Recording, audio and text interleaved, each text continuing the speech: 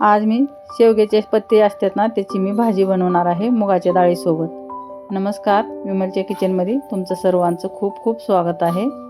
तुम्ही व्हिडिओ पूर्ण बघा, तुम्हाला आवडेल आणि बनवचाल।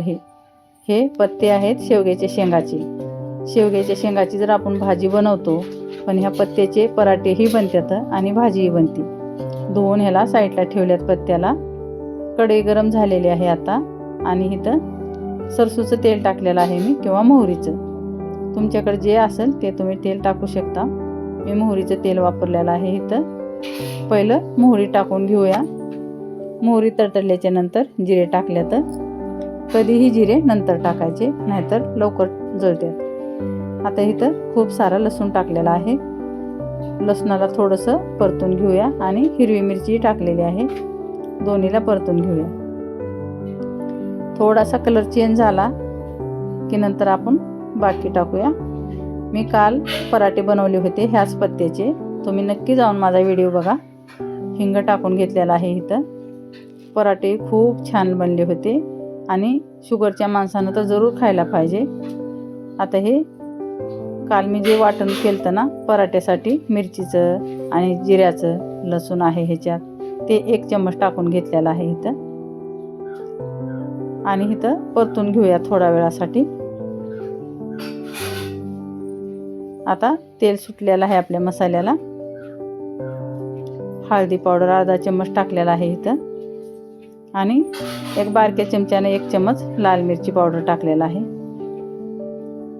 नमक टाकलेला आहे इथं हाफ चम्मच, त्यालाही परतून घेऊया। आता हे धुवून ठेवलेले पत्ते टाकत आहे मी। हे 250 ग्राम पत्ते आहेत, बघू शकता। धुवून पूर्ण पाणी काढल्याच्या नंतर तेलात टाकून ह्याला थोडंसं परतून घेऊया। 2 मिनिटासाठी ह्याला तेलात व्यवस्थित परतून घ्यायचं। हे भाजी कडवट नसते, खूप छान भाजी बनते आहे। आणि जसं शेवग्याचे शेंगाचा फायदा असतो तसंच ह्याचाही फायदा असतो पत्त्याचा। मुगाची डाळ मी धुवून ठेवली होती, फक्त धुवून घेतली आहे 2 पाण्यानं मुगाची डाळ, तेही टाकत आहे। हे बी परतून घेऊया तेलात, व्यवस्थित मिक्स करून घेऊया सारं।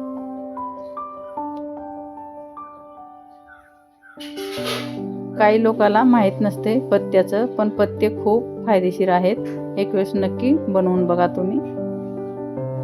आणि इथं पाणी टाकले मी थोडंसं शिजण्यासाठी। आता पत्ते आणि डाळ कमीत कमी आपल्याला 10 मिनिट मिडियम गॅसवर शिजवून घ्यायचं आहे। आणखी थोडंसं पाणी टाकून घेते मी। हे पूर्ण पाणी आपल्याला आटू द्यायचं आहे, बघू शकता। हे 4 माणसाची भाजी आहे। आता हे शेंगदाण्याचं कूट टाकत आहे मी 4 चम्मच। शेंगदाण्याचं कूट जर टाकलं तर आणि ह्याचा स्वाद वाढतो। आणि पालेभाज्याला महाराष्ट्रामध्ये शेंगदाण्याचं कूट जरूर टाकतात। कोणतीही भाजी अशी नाही की त्याला शेंगदाण्याचं कूट टाकत नाहीत। आम्ही तर प्रत्येक भाजीला शेंगदाण्याचं कूट टाकतो, फक्त शेपूच्या भाजीला टाकत नाही आम्ही शेंगदाण्याचं कूट, किंवा सुवा म्हणतात।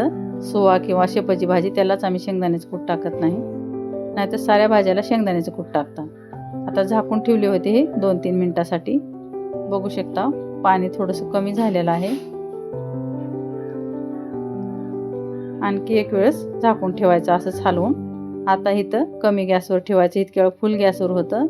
3 ते 4 मिनिट मी फुल गॅसवर ठेवलं होतं।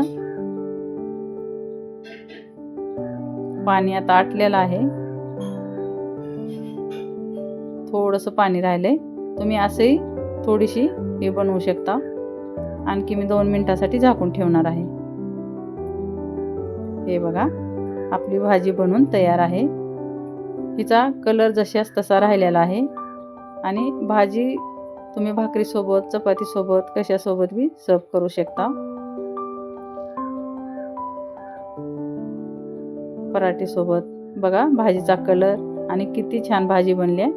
आता प्लेटाची तयारी करूया झाकून ठेवून। हे आपली भाजी बनवून तयार आहे। आता प्लेट बनवूया। 10 मिनिटातच भाजी बनते, हिला जास्त टाइम लागत नाही। सहजन की पत्त्याची भाजी म्हणा किंवा हे शेवग्याच्या शेंगाच्या पत्त्याची भाजी मुगाच्या डाळीसोबत बनवून तयार आहे. कसा वाटला व्हिडिओ कमेंटमध्ये नक्की सांगा. आणि व्हिडिओ पसंत आला तर लाईक, शेअर आणि सबस्क्राईब जरूर करा. आणि ही भाजी नक्की बनवून बघा आणि खाऊनही मला कमेंटमध्ये नक्की सांगा. खूप छान भाजी बनवून तयार आहे.